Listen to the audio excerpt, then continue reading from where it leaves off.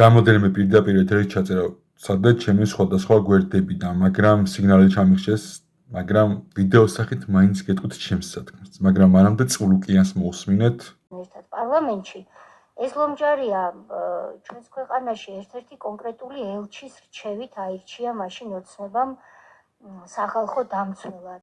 ანუ ერთ-ერთი ელჩისგან მივიღეთ რჩევა, რომ სახალხო დამცველად ლომჯარია დაგვენიშნა და ქართულმა ოცნებამ ავირჩიეთ.